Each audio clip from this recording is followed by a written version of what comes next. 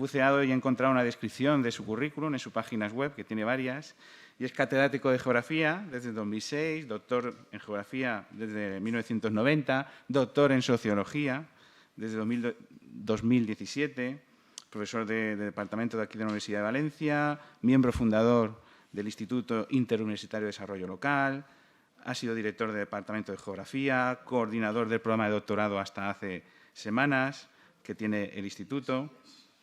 Y, bueno, pues es el responsable actualmente del equipo UDERVAL, que es uno de los organizadores de este congreso. Es director de la revista AGER, que ayer la mencionábamos cuando presentábamos a compañero Vicente Pinilla.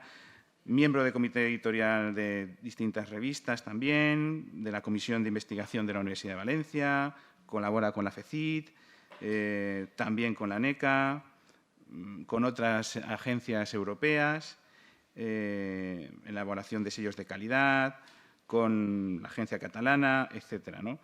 Bueno, diversos sexenios, diversos proyectos de investigación, pero yo creo que, sobre todo, y no lo dice su currículum, y lo digo yo porque lo conozco personalmente, es un ruralista empedernido y, bueno, lo lleva hasta en la médula, ¿vale? Entonces, nada, os dejo con su presentación y, si os parece, le voy a pedir también contención, como a todos los demás, y cualquier pregunta que tengáis, apuntároslas para que al final podamos dinamizar y enriquecernos todos, ¿vale? Muchas gracias, Javier. Gracias, Jaime, por la presentación. Gracias a todos los que estáis en la sala, a los que no estáis en la sala y estáis online.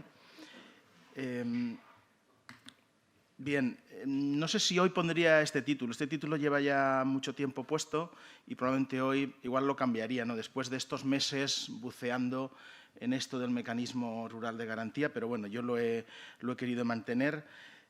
Sobre todo por la relación con la despoblación. Yo creo que primero nos tenemos que aclarar con el mecanismo rural de garantía y después, si conseguimos eso, que no es fácil, veremos cómo se aplicarían las políticas sobre despoblación.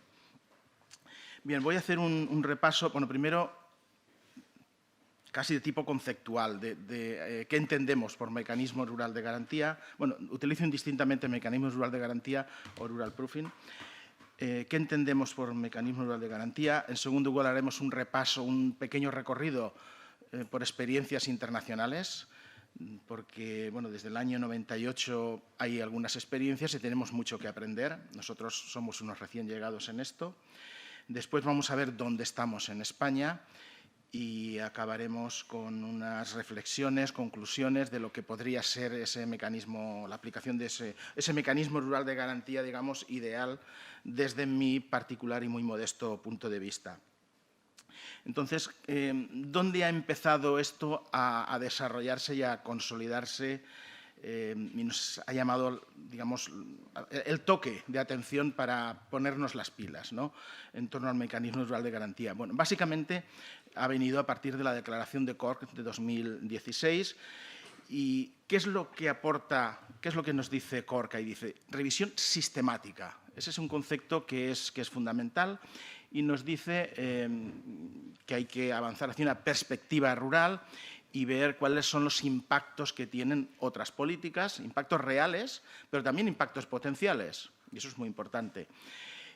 Este pequeño texto de la declaración de Cork es la base probablemente de lo que se está haciendo hoy en la Unión Europea, en buena parte de los países europeos y desde las instituciones europeas en torno a esta cuestión.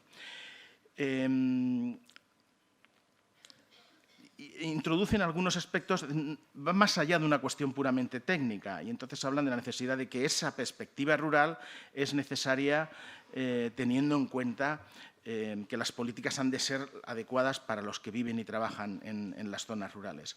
Esto se trasladó después no de forma mimética, pero muy parecida a lo que en el año 21-23 ha sido la visión a largo plazo de la Comisión Europea y que también ha sido adoptado como un marco de referencia absolutamente fundamental. Ahí no ha habido una gran innovación porque siguen un poco lo que se planteó en Cork. También es muy interesante el trabajo que viene haciendo desde hace muchos años el Comité de las Regiones en Europa. Ellos introducen un matiz y es que el pensamiento rural esté presente. Es decir, que el pensamiento rural nos permita analizar esas otras políticas en todos los niveles de gobernanza.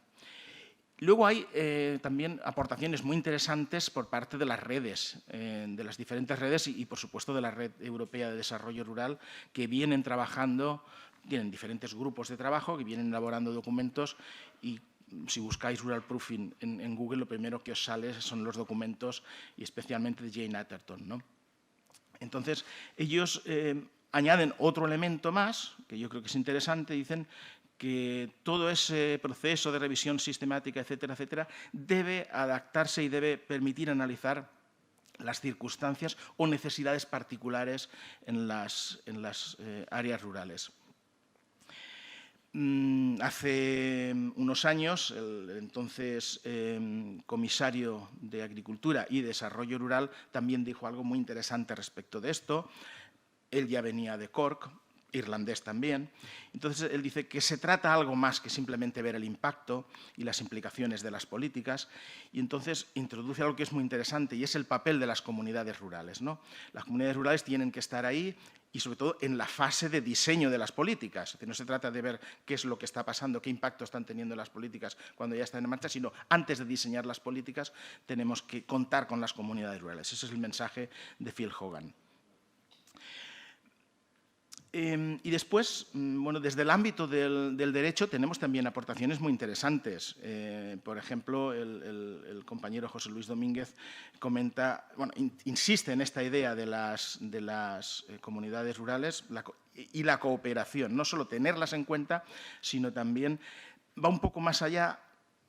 Hay una corriente que habla de esto y es que esto nos tiene que permitir en realidad hacer desarrollo rural. Fijaos, él está hablando de cooperación, mejorar y garantizar la cooperación de las comunidades rurales. Eso es lo que siempre se ha defendido en el desarrollo rural, digamos, con enfoque territorial, aunque él está hablando de cooperación de las comunidades con las administraciones, es decir, cooperación multinivel. Es también una aportación interesante. Y en este contexto llegamos a lo que ayer Santiago Martín mencionó y que es la referencia para muchos, digamos, cuando se disparó un poco el interés, y es la Ley 27/2022, cuando nos dice en un pequeño articulito este texto, dice la incorporación de la evaluación de los efectos territoriales sobre el medio y la sociedad rural de las políticas públicas. Bueno, pues esta es la referencia que tenemos desde el punto de vista normativo a efectos de lo que después viene a ser el mecanismo rural de garantía. Bueno, después lo veremos con un poquito más de detalle. Vamos a... Bueno, resumiendo un poco lo que estas definiciones, estos conceptos que se han ido añadiendo, hay algunos que están muy claros. Hablamos de impactos, hablamos de atender las necesidades, que nos permita ver cuáles son las necesidades particulares y enfocar esas otras políticas que no son de desarrollo rural a esas necesidades rurales, incorporar a las comunidades rurales al diseño de esas otras políticas y de aplicar el propio mecanismo rural de garantía, la cooperación de favorecer, aquí no hablamos de tener en cuenta, sino de favorecer las comunidades rurales con las administraciones públicas, la cooperación multinivel, es decir, el mecanismo rural de garantía como instrumento de cooperación y también como instrumento de cooperación y de coordinación entre las diferentes políticas que pueden tener como un objetivo principal o secundario el objetivo de la dinamización en áreas rurales. En definitiva, el mensaje que nos están trasladando es que el mecanismo rural de garantía nos permite ir más allá de la evaluación. No es solo un ejercicio tecnocrático de evaluación, sino que nos permite, o nos debe de permitir, pensar en rural, a la hora especialmente de diseñar y de aplicar políticas públicas y, pues, por supuesto, de evaluarlas, ¿no? Bien.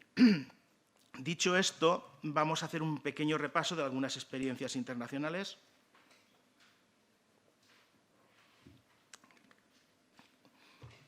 Cuando abrimos cualquier manual, cualquier artículo, la primera referencia siempre se pone en Canadá, en las Rural Lens de Canadá del año 88, no porque hayan sido especialmente potentes, digamos, este enfoque, pero sí como el punto de partida, la primera vez que se empieza a pensar en esto de ruralizar las políticas. Y tienen algunas características que vale la pena resaltar. Ellos lo plantean como una herramienta de política pública que era opcional, ponerlo al alcance de los tomadores de decisiones, con un objetivo muy claro: revisar esas políticas y los programas del Gobierno federal teniendo en cuenta la perspectiva de la población rural. Es decir, oiga, estas políticas que a nosotros nos están llegando, ¿en qué medida están repercutiendo en nuestra mejora de nuestras condiciones de vida?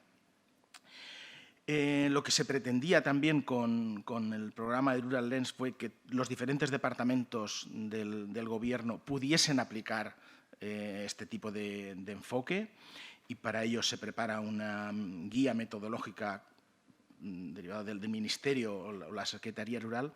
Y luego hay un elemento que va a aparecer hasta hoy, que es el enfoque, digamos, desde el punto de vista metodológico, que es la checklist o la lista de controles, lo que se viene utilizando.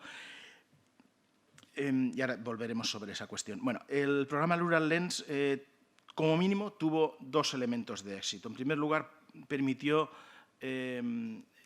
detectar necesidades de financiación de infraestructuras públicas, y eso se llevó a cabo, y eso fue un éxito.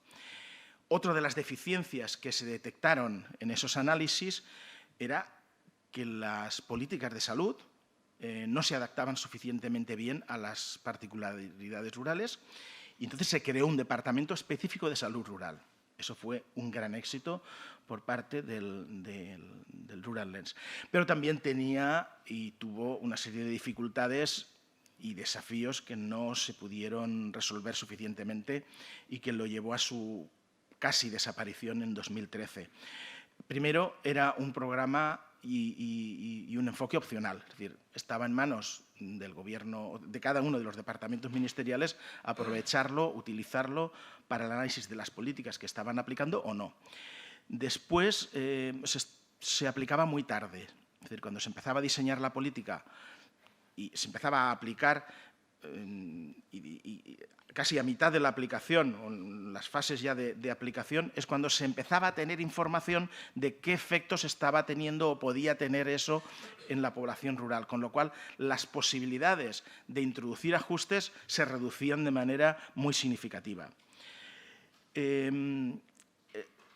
Cuando un departamento ponía en marcha el programa, no tenía ninguna obligatoriedad de informar ni siquiera al departamento que estaba promoviendo, al departamento que se encargaba de los asuntos rurales, con lo cual ahí hubieron déficits también de información y no se pudieron introducir demasiadas mejoras.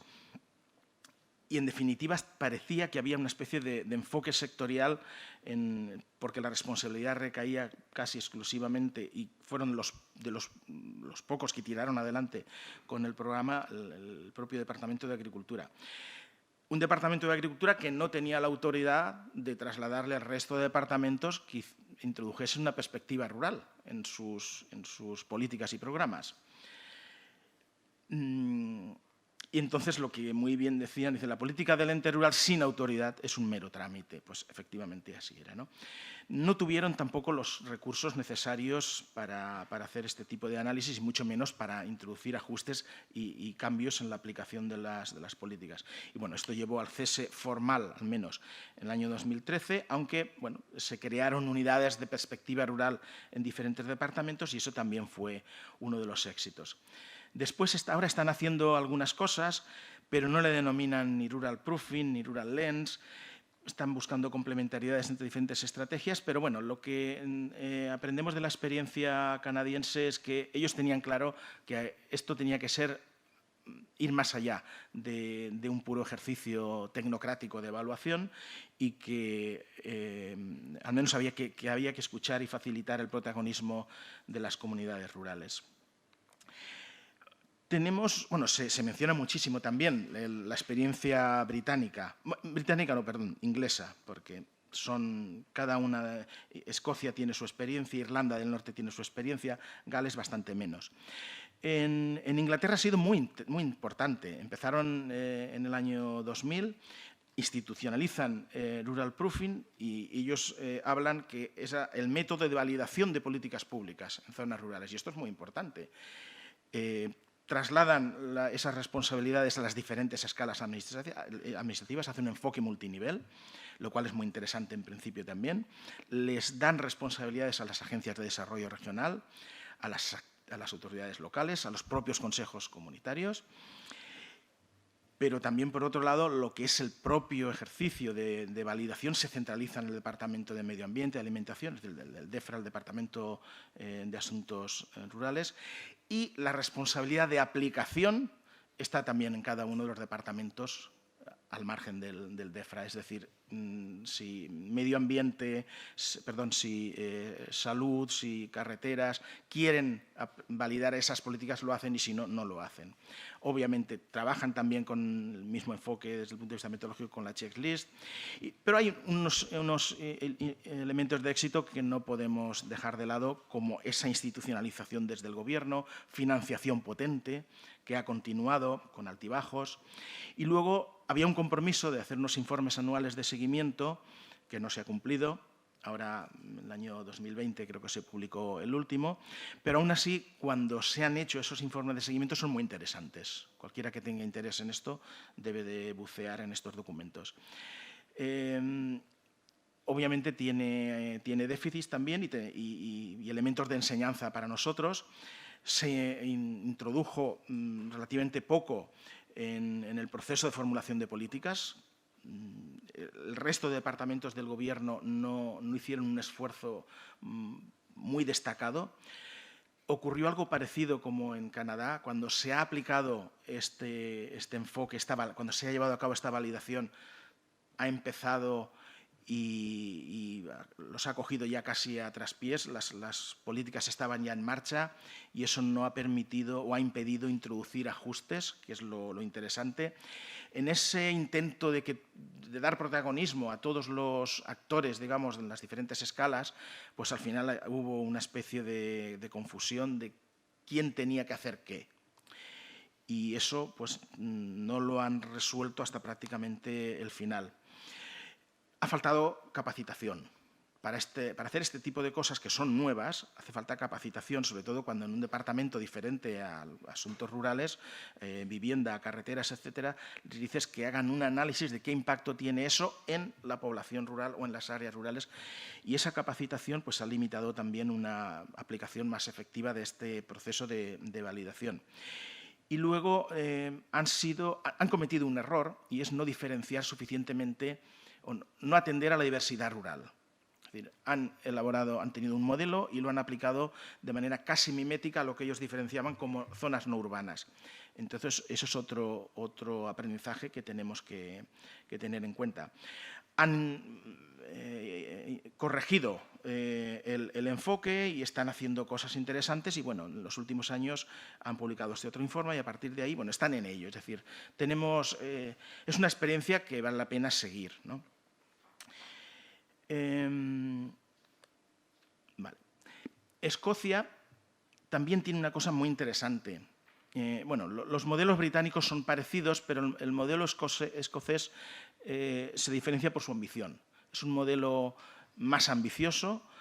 El famoso mainstreaming, el rural mainstreaming, bueno, si os acordáis, los que ya tenemos una edad o los que tenéis una dedicación a las cuestiones rurales, aquí cuando se introdujo Proder hablábamos del mainstreaming, ¿no? Como la ruralización de políticas y tal. Bueno, pues de aquel mainstreaming no nos acordamos ya casi. Bueno, en todo caso, Escocia se tomó muy en serio esta ruralización, también quieren ir más allá de la validación, son conscientes de que esto es un enfoque que debe ser transversal para las necesidades del mundo rural en todas las políticas públicas, crean una serie de instrumentos muy interesantes, el Scottish Rural Parliament, el National Council for Rural Affairs, un equipo técnico potente, que es un equipo, digamos, de consulta y que hace propuestas al gobierno escocés.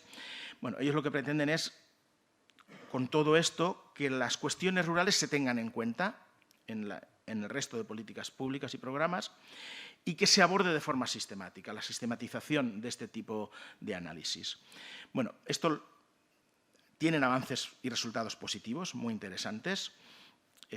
están haciendo un esfuerzo en ese trabajo de empoderar a las comunidades rurales remotas. Se han centrado en este tipo de áreas, es decir, no están trabajando con la misma intensidad en todas las áreas rurales y trabajan con la metodología de checklist, de la lista de comprobación.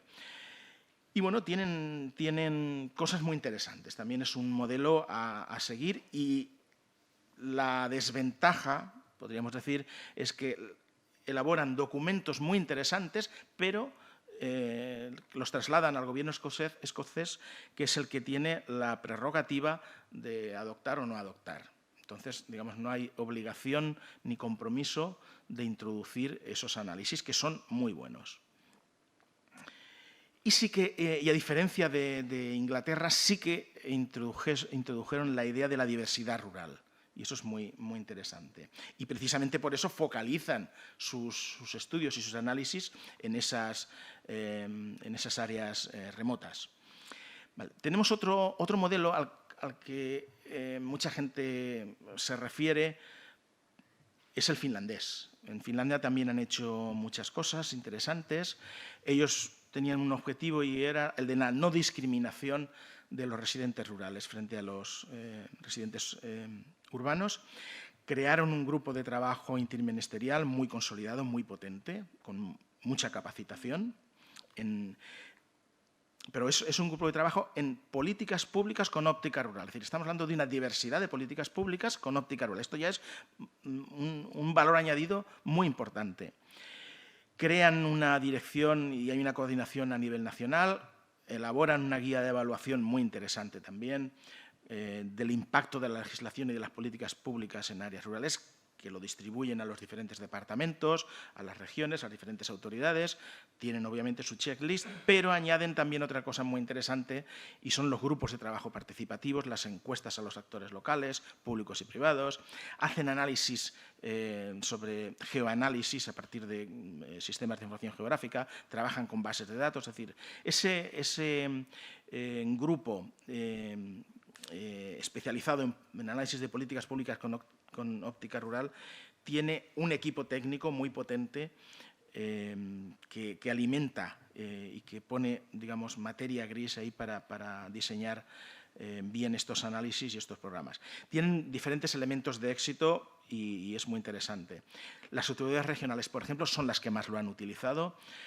Han trabajado con equipos muy amplios, con equipos muy profesionales a los que han dotado de estabilidad, con mucha participación de actores locales. Han adaptado esas propuestas a las necesidades locales. Han analizado una gran variedad de políticas con impacto en áreas rurales. Han introducido esa perspectiva rural en una cantidad relativamente significativa de políticas.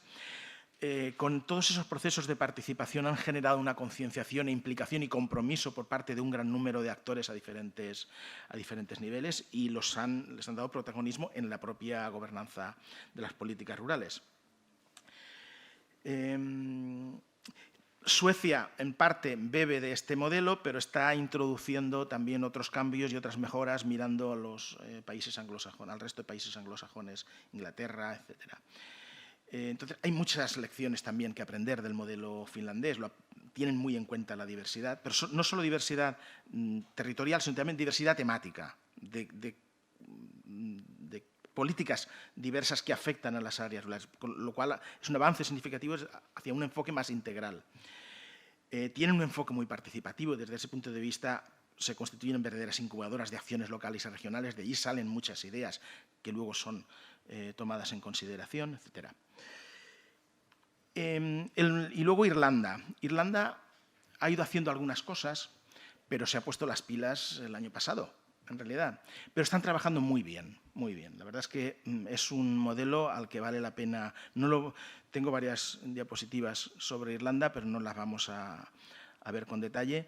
Pero si tenéis interés hay que mirar lo que están haciendo, porque no es un modelo que esté ya cerrado. Ellos están empezando a trabajar, están empezando a elaborar documentos y la verdad es que es muy interesante. ¿Qué es lo que ellos están planteando? Bueno, primero quieren identificar muy bien, parece una tontería, porque se supone que todos saben qué es lo que se quiere, ¿no? pero lo que les están insistiendo, por ejemplo, cuando se hace una propuesta de política pública o de programa es, oiga, exactamente ustedes cuáles son los objetivos que tienen y objetivos desde el punto de vista territorial también. Entonces, díganos esto, porque eso no está tan claro a veces. Muchas políticas públicas y programas se definen, se enuncian de manera genérica con unos objetivos que están muy bien, pero que no atienden a las particularidades territoriales, y eso es muy importante. Ellos insisten en que eso se lo aclaren en las políticas, antes de empezar.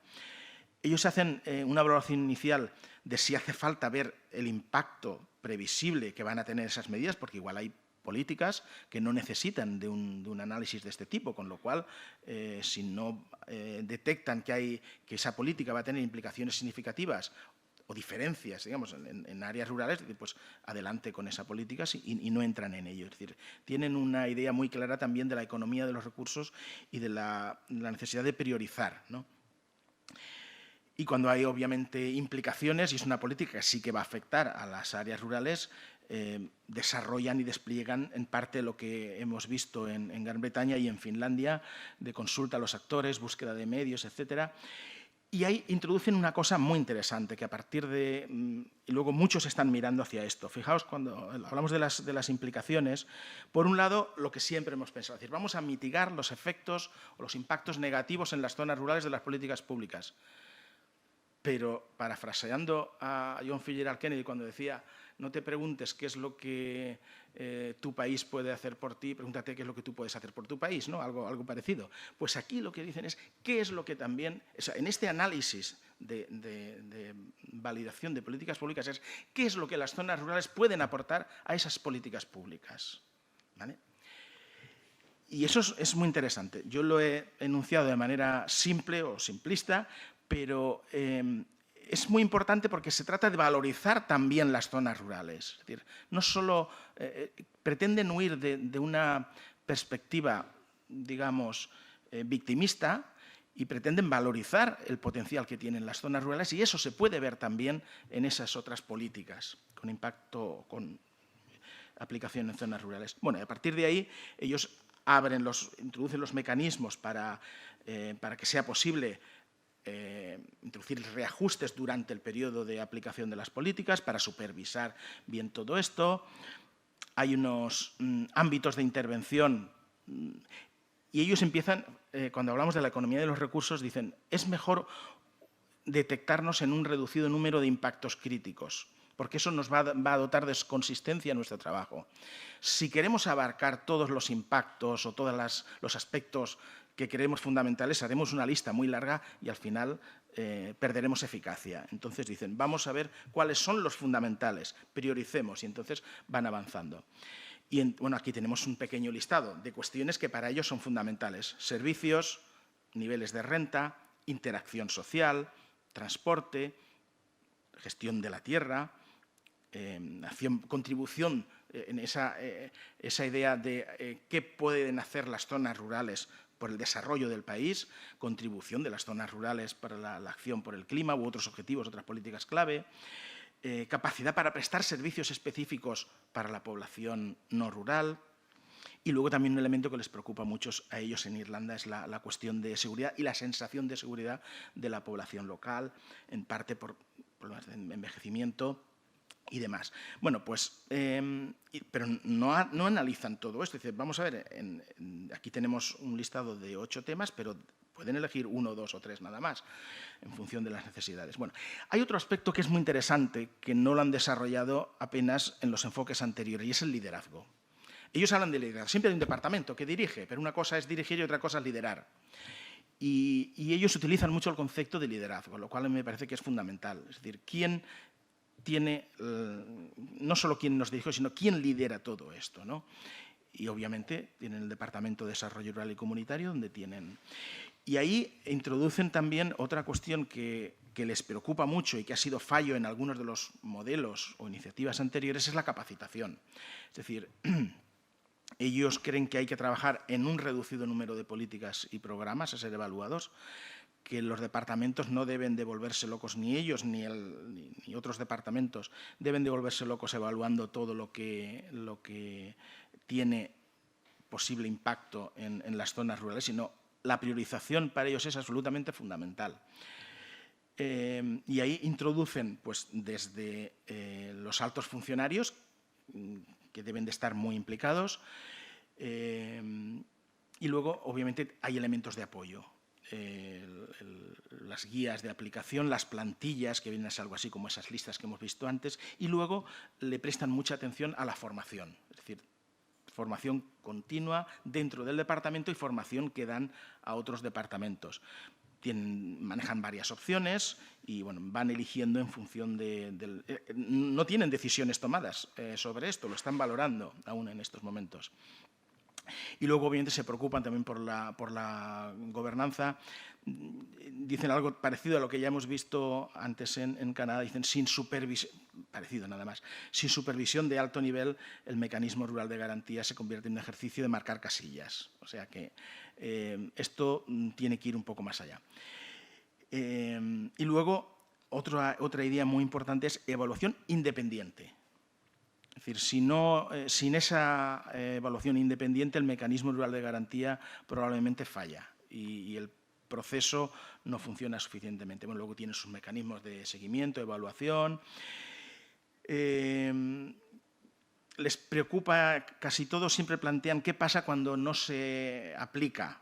Un departamento que tiene la responsabilidad de hacer algo y no lo hace. Bueno, pues es difícil introducir mecanismos de penalización claros, más allá de los mecanismos reputacionales de poner en evidencia aquella sección o departamento gubernamental que no ha entrado. Pero un último aspecto también muy interesante es que ellos siempre juegan con este nivel consultivo de grupo de expertos también muy potente, expertos académicos, expertos profesionales, funcionarios muy preparados y muy implicados, concienciados en la cuestión, y obviamente una comisión donde participan los actores políticos que están igualmente concienciados. Sin unos sin los otros esto no funciona y allí lo tiene muy claro. También es verdad que Irlanda ofrece muchas ventajas porque es un país muy rural, o aún conserva mucho de rural. Entonces hay una concienciación en toda la clase política y en toda la clase, digamos, funcionarial respecto de todo esto. Bueno, introducen un concepto que hasta ahora no habíamos visto, que es la transparencia y rendición de cuentas, en lo que no vamos a entrar, y por supuesto tienen sus mecanismos de seguimiento y evaluación de la eficacia e impacto, con un ejercicio, digamos, muy detallado en lo que es el análisis de políticas públicas, donde miden la calidad del proceso, los resultados del proceso, impacto, etcétera, etcétera, en la calidad de vida de la población, etcétera. Bueno, vamos acercándonos ya a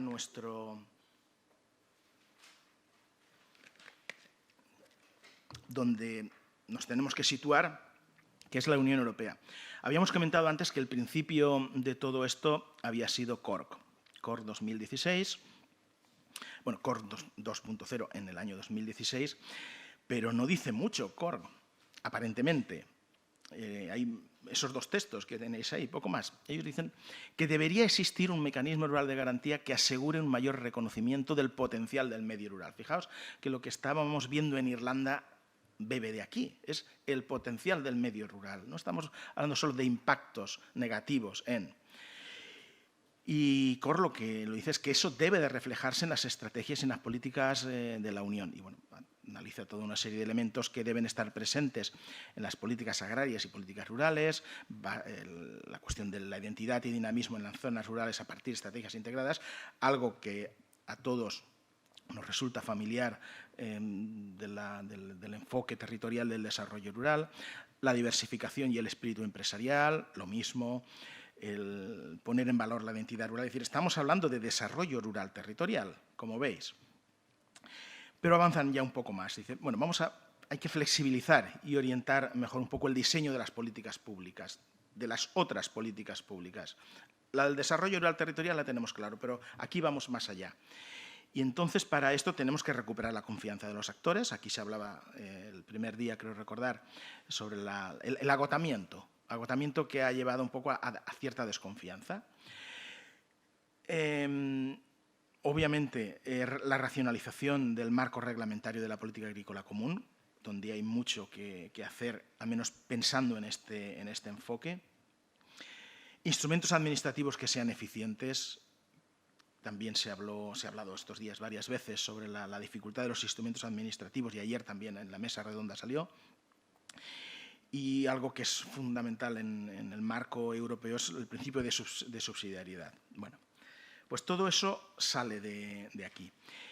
Hay un mandato o una sugerencia en CORC que le lanzan el guante y la Comisión Europea lo recoge, y lo recoge en la visión a largo plazo, en el año 2021.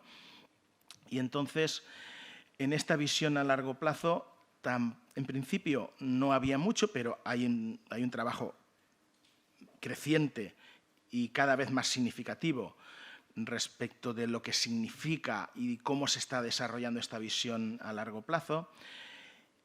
Y el Rural Proofing, o el mecanismo rural de garantía, tiene un papel protagonista ahí como sugerencia o casi como mandato, diría yo, como mandato a los diferentes países europeos para introducirlo. Bueno, ellos hablan, todo esto ha sido a partir del desarrollo del plan de acción rural que se contempla en la visión a largo plazo, etc. Aquí hablan que hace falta un propósito muy claro, que es revisar las políticas de la Unión Europea con perspectiva rural, lo que se denomina la verificación rural. Bueno, ¿y eso por qué es tan importante desde el punto de vista de la Comisión Europea? Por el carácter multidimensional que tiene el desarrollo, que es algo que ya sabíamos, por los objetivos de cohesión económica, social y territorial que se ha confirmado repetidas veces, aunque hoy venía escuchando en la radio que algún dirigente europeo dice que hay que recortar ya en cohesión social, fondos de cohesión social, para pagar otras cosas, porque no quieren pagar más algunos países. Bueno, ese es el marco, que lo sabemos. Y entonces ellos dicen, bueno, vamos a ver esas políticas públicas y programas, qué consideraciones tenemos que tener sobre ellas respecto de en las áreas rurales. Entonces dicen, hay que tener en cuenta cuáles son las perspectivas de desarrollo, qué relación tienen con el empleo y el crecimiento, qué relación tienen con el bienestar social y igualdad de oportunidades en las zonas rurales y qué relación tienen con la calidad ambiental. Bueno, al menos esos 4 aspectos deben estar presentes.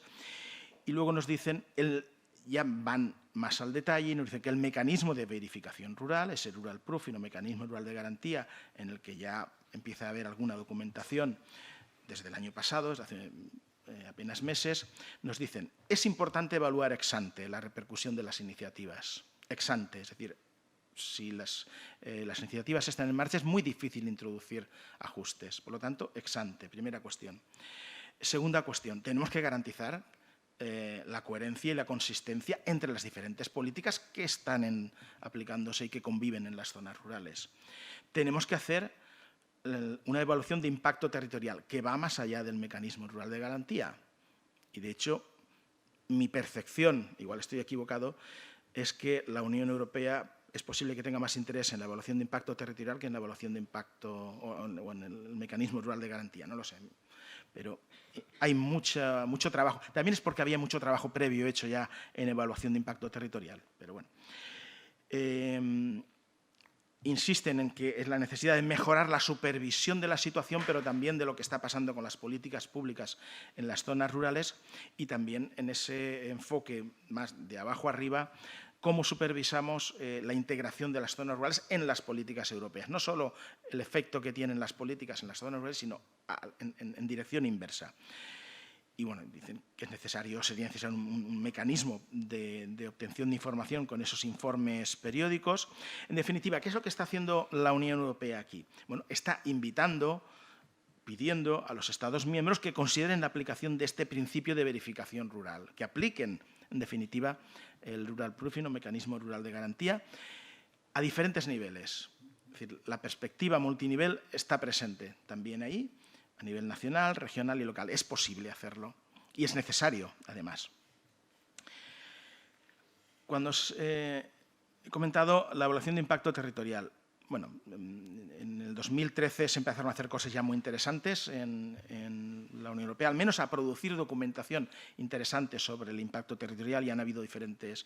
Pero la cuestión es que todo lo que se está haciendo sobre impacto territorial, o buena parte, viene, la mayor implicación no es tanto de la Comisión, sino del Comité de las Regiones con dictámenes, y este es uno muy interesante. Ellos en el año 2013 dicen: entendemos por evaluación de impacto territorial instrumento para evaluar la repercusión territorial de una iniciativa o propuesta legislativa en los entes locales y regionales, teniendo en cuenta pues, sus objetivos, etcétera, etcétera. Bueno, esto es el mecanismo rural de garantía también, pero es una perspectiva más amplia. No estamos hablando ya de zonas rurales, sino impacto territorial en general. Y bueno, y hay dos momentos interesantes. Bueno, en 2013 se siguieron haciendo cosas. Obviamente, aquí lo que hacía el Comité de las Regiones era recoger un poco la agenda la invitación de la agenda territorial que se aprobó, creo que en el 2011, para el 2020, y luego se ha hecho lo mismo con la del 2030. Y bueno, se está trabajando en esta cuestión que es, digamos, paralela a lo que a nosotros nos interesa.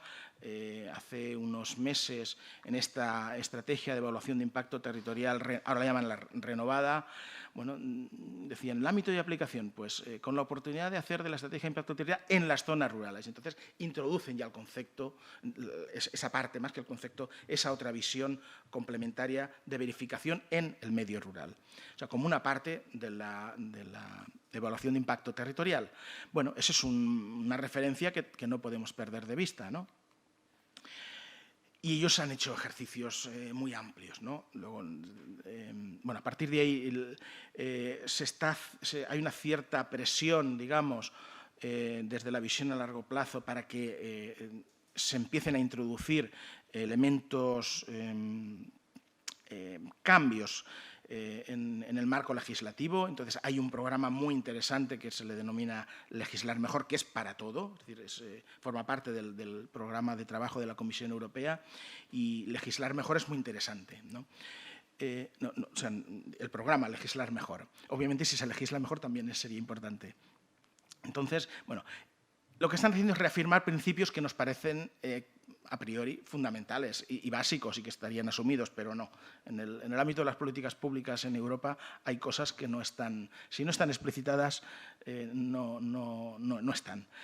Y entonces dicen, tener en cuenta de forma más efectiva necesidades y especificidades de los diferentes territorios, reforzar las evaluaciones de impacto territorial y la adaptación de las políticas a zonas rurales. Bueno, el hecho de que eso esté en el programa Legislar Mejor es muy interesante. Y a partir de ahí hay mucho trabajo hecho de evaluación de impacto territorial y, sobre todo, bueno, ESPON, como sabéis, tiene una gran producción y, de hecho, ha elaborado varias metodologías. Una de ellas, que es relativamente rápida para los que queremos o los que queráis pensar en hacer un análisis o aplicación del mecanismo rural de garantía, bueno, ahí ESPON, con este quick check, esta verificación rápida, nos pone una herramienta relativamente fácil de aplicar.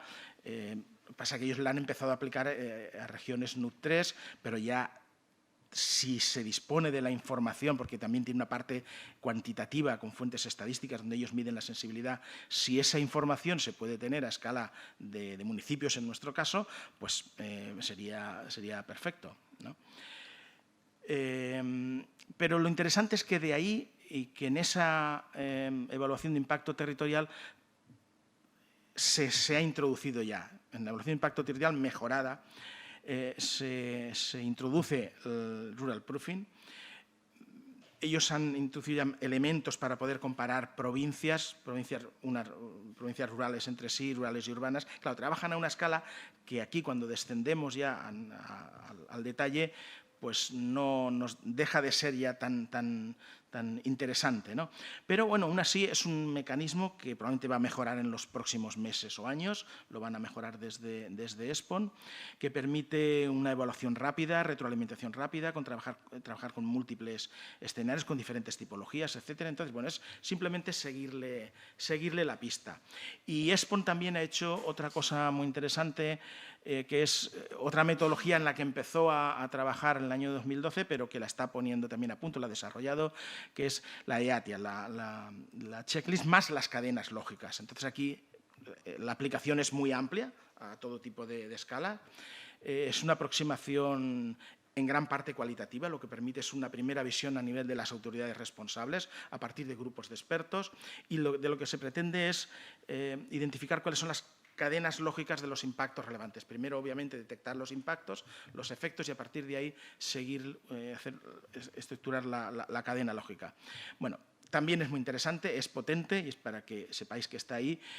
A partir de ahí se elaboran unas matrices de impactos que permiten visualizar bien los resultados, hacer análisis, explicar por qué eso ocurre y a partir de ahí, obviamente, que es el objetivo último de todo esto, recomendaciones desde ese grupo de expertos. Claro, esto está en manos de, digamos que hay capacitación, que es el aspecto que en algunos casos había fallado.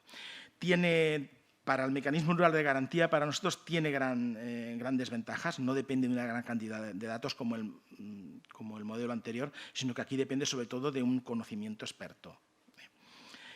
Funcionan con talleres de trabajo, con diferentes metodologías y sobre todo es que permite posicionarse en las primeras fases. Es decir, cuando hay un borrador de proyecto de ley o de programa, se puede analizar rápidamente, ¿no? con esta metodología.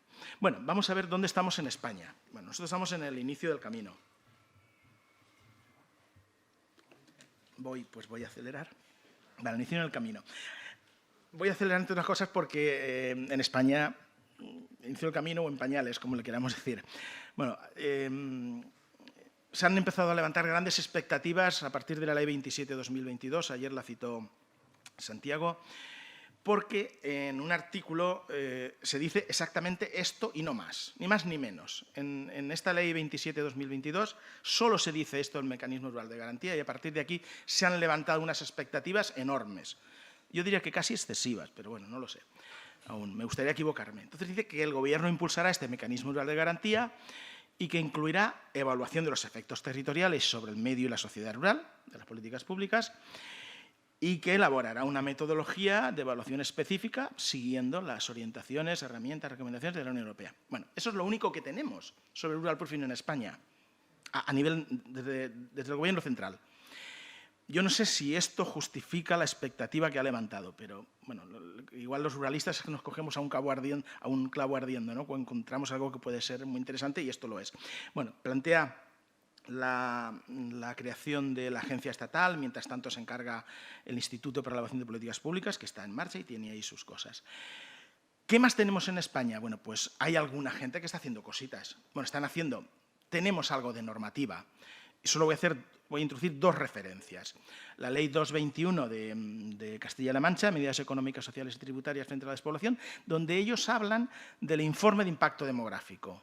Pero estamos hablando de mecanismo rural de garantía, obviamente. Dice que los procedimientos, los proyectos de ley, los planes y programas deben incorporar ese informe de proyecto demográfico y perspectiva de género, que hasta ahora, fijaos, nadie ha dicho nada. La necesidad de diseñar un sistema de indicadores que permitan informar ese impacto demográfico, la necesidad de tener en cuenta, individualizar el gasto de políticas activas frente a la despoblación y luego pues, una serie de directrices y criterios. Bueno, pues hay varias cosas interesantes. Lo plantea como obligatorio, introduce la perspectiva de género y luego pues, lo demás es parecido. Y ya que estamos en la Comunidad Valenciana, y no solo porque estamos en la Comunidad Valenciana, sino porque tenemos una ley nata recientemente, la Ley 523 de 13 de abril, donde también tenemos mecanismo rural de garantía. ¿Qué es lo que se dice aquí? Bueno, se le denomina Informe de Perspectiva Rural sobre el Despoblamiento y la Equidad Territorial. Es un título muy bonito. Lo mismo, lo que nos dice, nos obliga esta ley a analizar en todas las leyes y planes sectoriales, a elaborar ese informe de perspectiva rural. ¿Vale? Es obligatorio. Nos exige una evaluación previa, no es un informe, es evaluación previa. Nos dice que tenemos que atender a las singularidades, que acordaos que era uno de los fallos, por ejemplo, de Inglaterra. Y luego nos dice algo importante es quién va a dirigir esto, cuál es el departamento que se va a encargar de esto. Bueno, dice que habrá un centro directivo que proponga el anteproyecto, tal. Otro aspecto que ha recogido de buenas prácticas, la participación de los representantes territoriales que están afectados, de lo que algunos insistían mucho y otros se habían olvidado completamente y, lógicamente, se elaborarán unas directrices, unas instrucciones. Y también introduce otra cuestión que para hacer un análisis sistemático necesitamos indicadores de impacto social, indicadores de impacto sectorial. Bueno, pues desde el punto de vista normativo, en Navarra están haciendo cosas que no lo he introducido, pero digamos que en cuanto a leyes esto sería lo más destacado. Y luego hay otras iniciativas, y aquí es donde estaría yo creo que el exceso de optimismo sobre el potencial del mecanismo rural de garantía. La red española, que con muy buena voluntad están trabajando, y aquí tenemos una documentación interesante, y lo que viene a decir es que es la metodología como una metodología que permite revertir la tendencia de despoblación. Bueno, pues yo creo que esto es excesivo. Es decir, me parece que no. Ya me gustaría, pero me parece que no.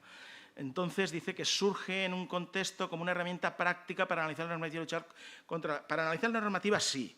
Para luchar contra la despoblación, ahí ya no lo sabemos. Si es posible, sí, pero nadie nos lo garantiza.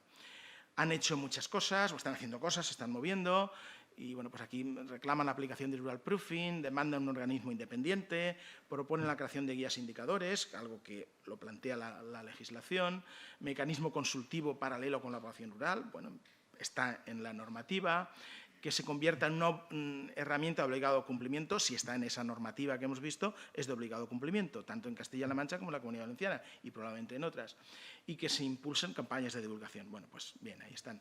Ellos han hecho una encuesta a diferentes actores.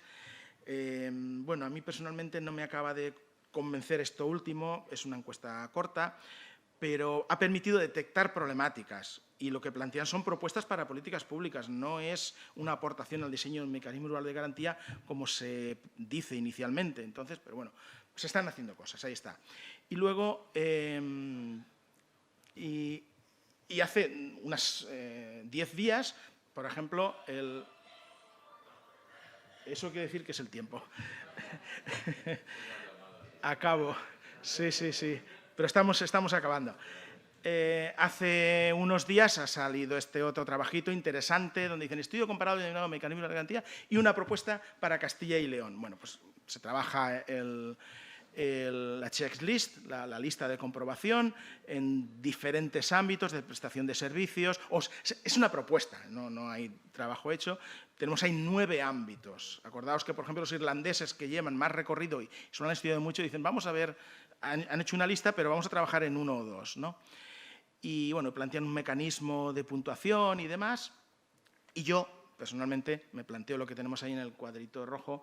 Creo, a partir de la lectura, que si trabajamos con los conceptos de esta manera y hacemos encuestas, es probable que tengamos que en la mente del que responde vamos a tener definiciones de conceptos muy diversas. Entonces, nos hace falta previamente conceptos comunes, tener claros conceptos comunes de lo que estamos valorando, ¿no?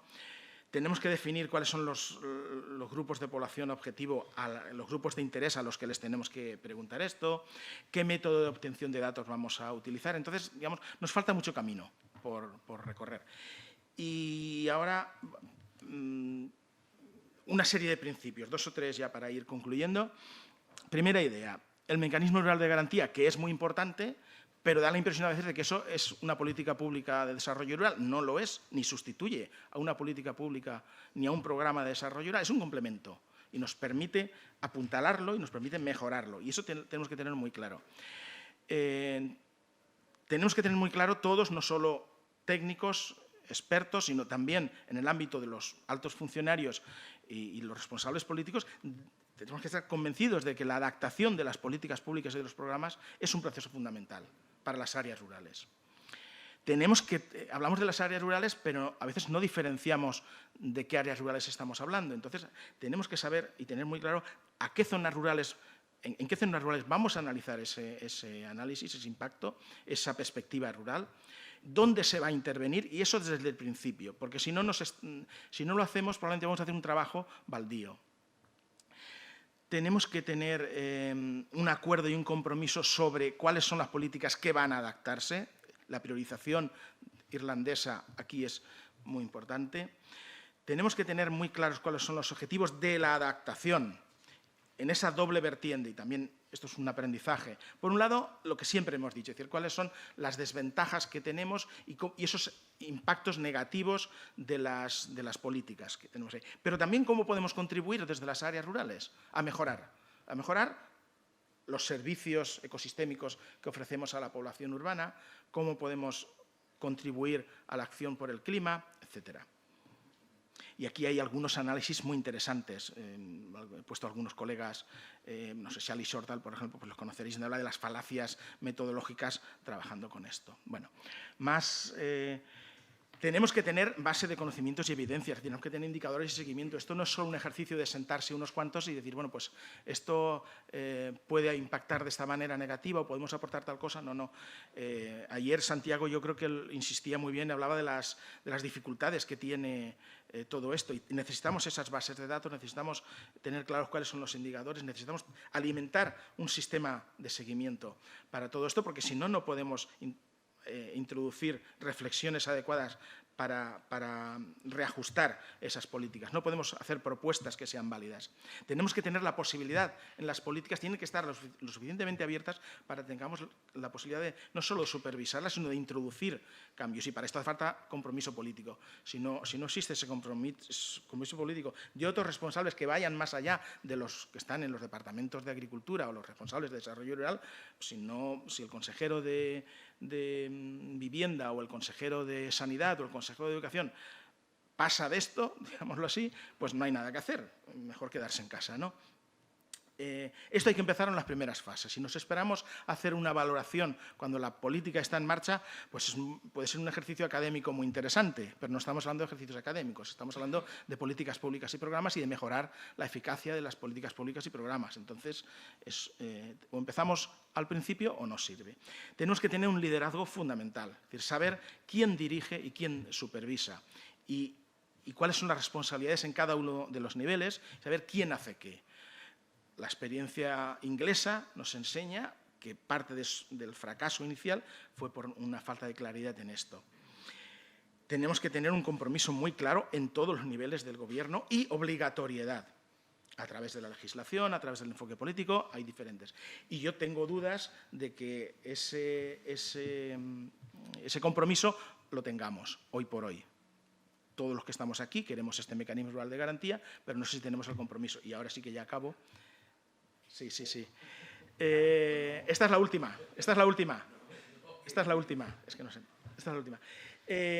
Consultar a otros departamentos, consultar actores, que es una de las aportaciones muy interesante, pero cuidado, porque si empezamos con procesos de consulta amplios, esto nos retrasa y al final no sirve. Entonces hay que consultar, pero ponderando bien.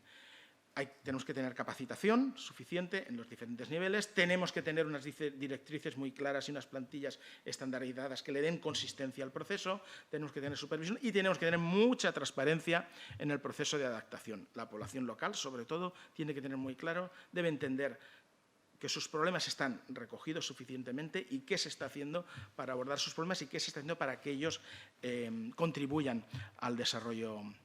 Esto lo dejamos, nos vamos al final. Hay gente que sacraliza un enfoque tecnocrático y yo creo que eso no es bueno desde arriba. Y creo que la orientación en España va por ahí, de un enfoque tecnocrático desde el Instituto o la Agencia de Evaluación de Políticas Públicas.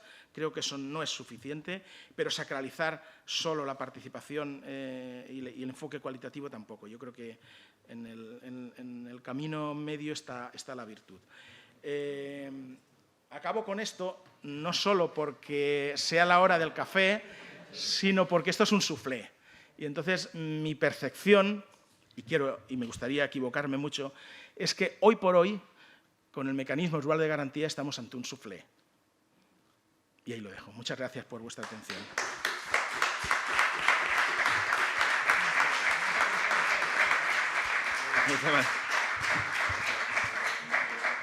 Yo le decía a Javier, no lo cuentes todo, para que haya discusión y para que podamos ir y comer algo y mantenernos activos. Azúcar, ahora azúcar. Se ha abierto el apetito con ese soufflé de queso.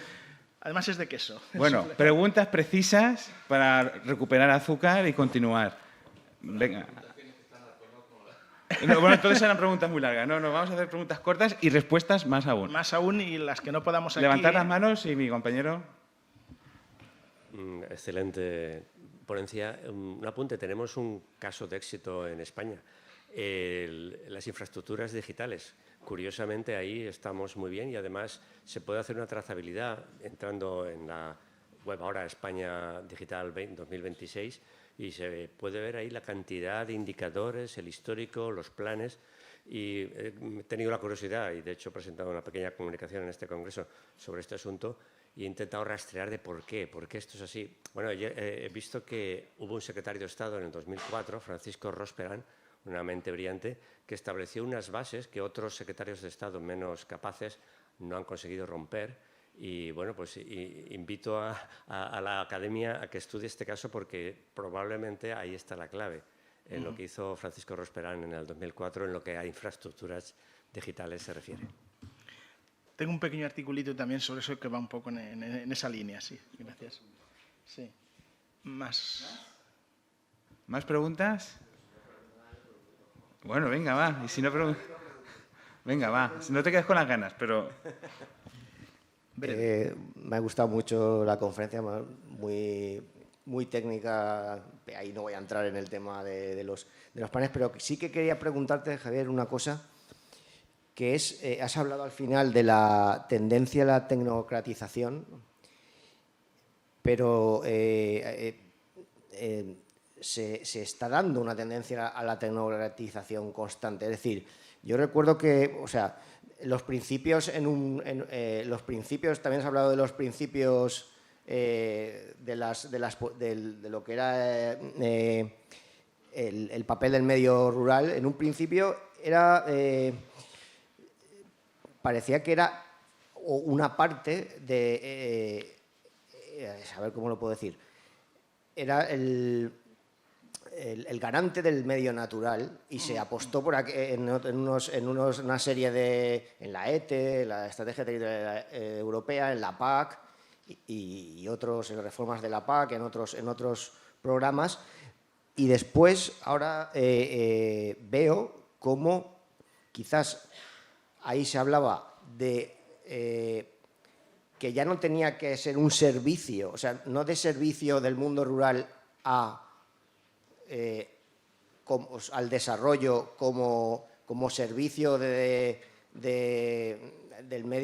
conservación del medio natural, sino que justamente la población y en su territorio era lo que se había conservado, digamos, en dialéctica negativa con la ciudad, que es lo que había destruido el medio natural. Bueno, parecía que iban un poco por ahí los tiros y ahora veo que se aparta, ahora que es quizás más necesario que nunca por el tema de cambio climático, y ha aparecido en varios puntos, por ejemplo, en la estrategia irlandesa, gestión de la tierra, contribución por el clima, y yo añadiría también gestión del agua, se podrían añadir otras cosas.